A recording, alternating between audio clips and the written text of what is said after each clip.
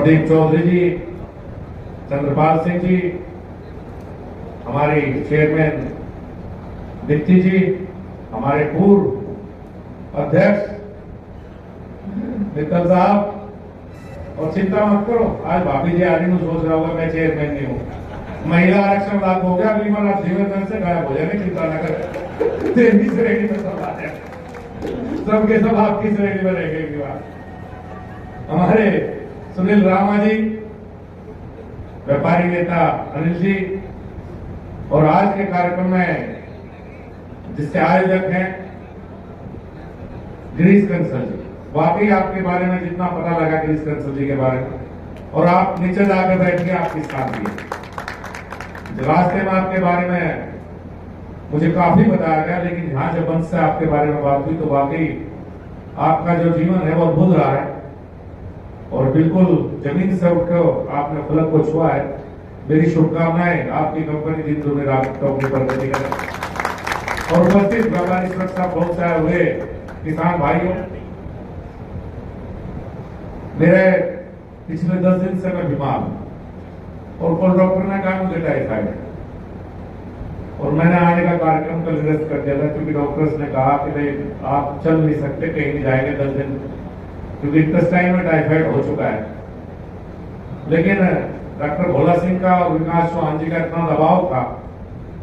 कि मुझे लगे अगर मैं ऊपर भी जा रहा होता तो वो कहते भाई बुलंदशहर जाकर जी ऊपर चला जाइए, बीच में होना चाहिए, इतना दबाव इस कार्यक्रम के लिए था। अभी हमारे जो एक वक्ता थे उन्होंने कहा कि बुलंदशहर भारतीय जनता पार्टी की दृष्टि में से भी नंबर 1 है, किसान की दृष्टि से भी नंबर 1 है,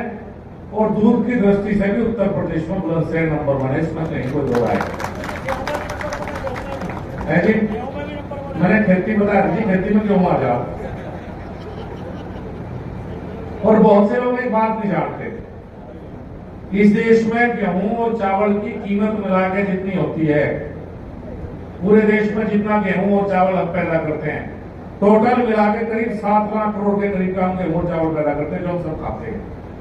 इससे अलग अकेला 11 लाख करोड़ का हम दूध पैदा करते हैं देश, मतलब दूध की इकोनॉमी पूरी कृषि की इकोनॉमी से बड़ी इकोनॉमी गेहूं और चावल को कंट्रोल करता है। और दूध से वे लोग जुड़े हुए किसान, जो बहुत छोटा किसान या जिसके पास जमीन नहीं है,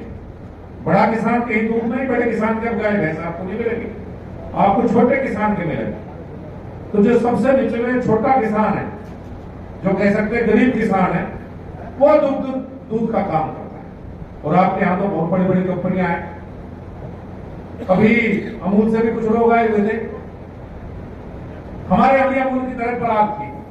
उत्तर प्रदेश में भी, लेकिन भ्रष्टाचार का दिमाग इस पराग को खा गया, और आज मुझे लगता है स्थिति यह है कि पराग बंद होने के कारण पे या किसी स्थिति में आपको ज्यादा बेहतर पता होगा जब मंच पर है।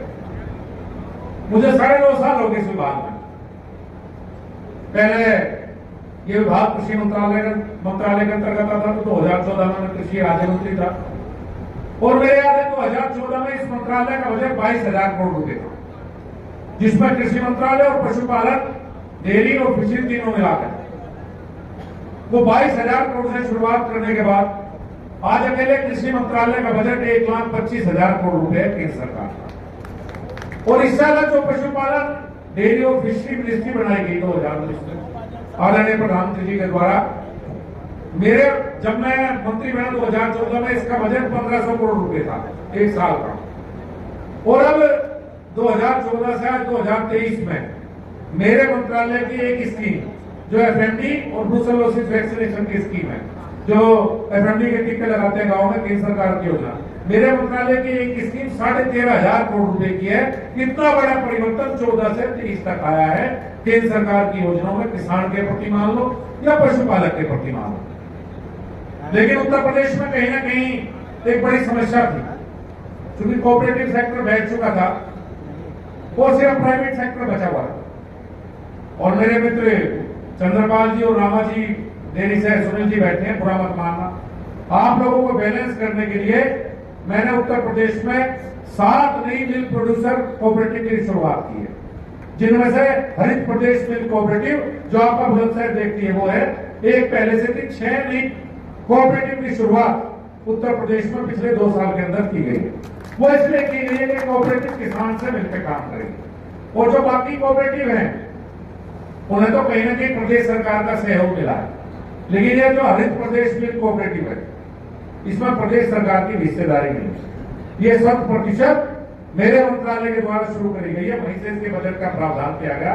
कि मेरे 7 जनपद हैं जिनमें मुजफ्फरनगर, सहारनपुर, शामली, मेरठ, हापुड़ और बुलंदशहर, बिजनौर, ये 7 जनपदों को मिलाकर हरित प्रदेश मिल्क कोऑपरेटिव की शुरुआत करीब 1.5 साल पहले हमने की थी और शायद इसके 25 से 30 हजार इसके सदस्य किसान इसके पहुंच चुके हैं। और मुझे लगता है आने वाले समय में कहीं ना कहीं अमूल से हमें प्रेरणा लेनी चाहिए। अमूल के कई लोग यहाँ हुए तो हरित प्रदेश मिल्क कोऑपरेटिव के द्वारा 5,000 रुपए में जो पहले गोबर गैस प्लांट आता था गाँव में, जिसे गोबर गैस प्लांट बोलते थे, मात्र 5,000 रुपए में जो हरित प्रदेश मिल्क कोऑपरेटिव मेंबर है उन्हें 5,000 रुपए में मात्र जिसकी कीमत 25,000 रुपए है, 20,000 रुपए कहीं ना कहीं सब्सिडी के रूप में दिया जा रहा है कि उन किसानों को गोबर गैस का प्लांट एक छोटा हो हर परिवार में लगाने का हमारा भविष्य में लक्ष्य है। तो बदलता हुआ हिंदुस्तान है जहाँ टेक्नोलॉजी का दौर है और इसी टेक्नोलॉजी के दौर में गिरीश जी जैसे